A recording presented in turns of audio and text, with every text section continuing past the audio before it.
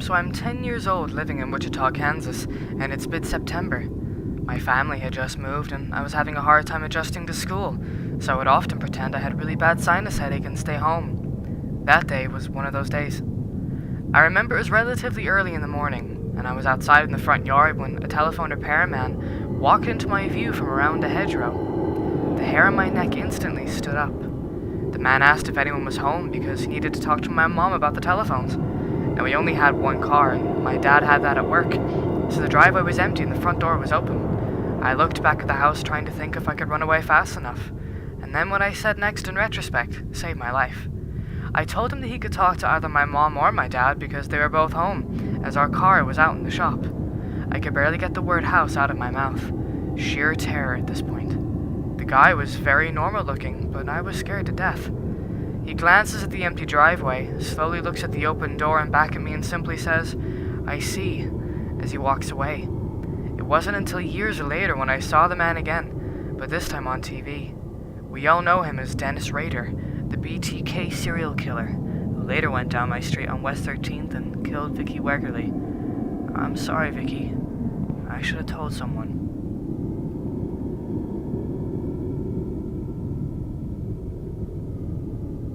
So in the 70s, my mother was going on a plane from Salt Lake City, Utah to Billings, Montana.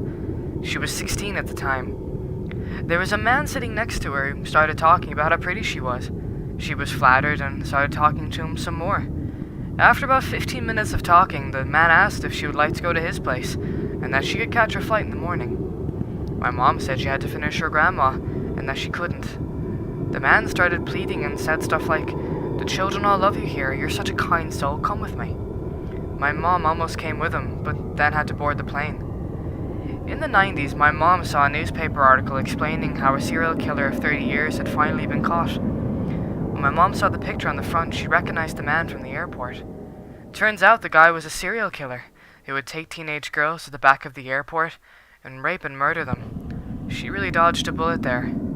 The killer's name was Ted Bundy.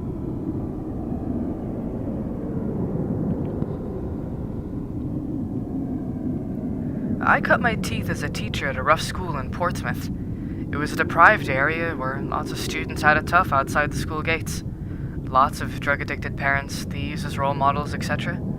I've posted before about a boy who pulled a knife in my classroom. I once taught a boy called Sam. He was a rude, aggressive boy who liked to make people squirm. He had a streak in him that, when it came out, made him something akin to evil. Cutting girls' hair, pushing over older ladies, and the like. However, Sam and I had a strong relationship. I was always praised for getting through to him, and we often had lengthy chats about life after secondary school. It was my second year as a teacher when he left, and I genuinely thought I made a difference. 5 years later, Sam's face is on the news. He's mowed down 2 teenage girls on purpose as they walked home from a party. He drove over them, then rounded a roundabout to drive over them again. Nothing compared to the horror I felt alongside the impotent feeling left inside me. I thought I'd perhaps got through to him in some way, but clearly I hadn't. I felt like I should have done more to help him, see the good inside himself in those 4 hours a week we spent together. I was naive. I'm no longer so arrogant as to believe that my words can change lives, but it hasn't stopped me trying. As a teacher, life can be tough. You are but a flicker in the long night of these students' lives, and you strive to make a difference, but at times like that, when you realize you made none, that really hurts.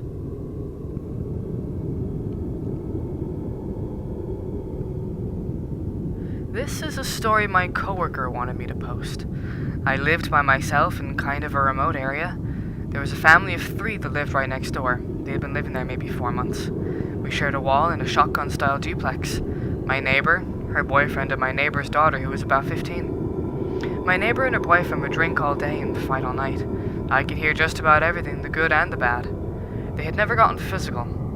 I heard things crash a few times, but I concluded it was from them being too drunk and falling over. I would talk to her daughter, and she spent a lot of time at my place in those 4 months because I'd help her with her homework. Mainly, she liked my house because there was no drinking, I had food for her, and I would pay attention to her.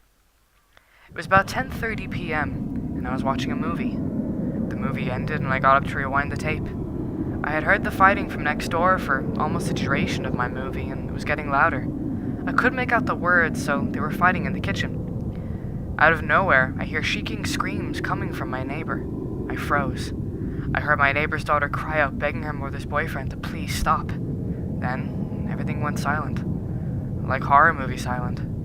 There was one more scream. I move away from the entertainment center and more into the center of the room to see if I could hear anything. In a few seconds, I hear their front door unlock, and here comes my neighbor's daughter. She plows straight through my screen door. I can close my eyes and see her storming in. She had blood dripping from her neck and all over the front of her. I say, "What the fuck is going on?" And she doesn't even acknowledge me. No sooner does she pass me, and here comes her mother's boyfriend wielding a knife saying, "You're not going anywhere, bitch." He seemed, too, to have blinders on and didn't even see me. I'm in shock. It took 1 second to process, and then I snap back and hear her screaming and him stabbing her. The sound of my wrought iron bed frame squeaking is forever burned in my memory. The next part of the story I'm not too proud of.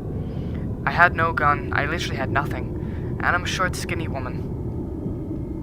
I grabbed my cordless house phone, dialed 911, and took it into the bathroom, which was located in the front of the duplex. I could hear him stabbing my neighbor's daughter, her begging him to stop. Then, she went silent. I was too afraid to speak. All I could utter into the phone to 911 was help. I heard him trip over the screen door as he left my house and go back next door. 45 seconds pass, and I hear one loud gunshot. Then 10 seconds later, I heard one more, and then a thud. I was still too afraid to come out of the bathroom when the cops got there. It took them about 12 minutes. I stayed in there for almost an hour, hysterically crying. The cops were frantic to get me out of the bathroom and ask me questions. They eventually had to break down the door to get me out. This happened almost 30 years ago. No one knows why he did it. I was the last person to see them alive. It haunts me to this day. After that, I never went back to the duplex. I started fresh on the other, more populated side of town. It made the news for about 2 days and nothing. The mother and her daughter had no next of kin. The daughter's father had died of a drug overdose, so I paid for a headstone for the girl and her mother.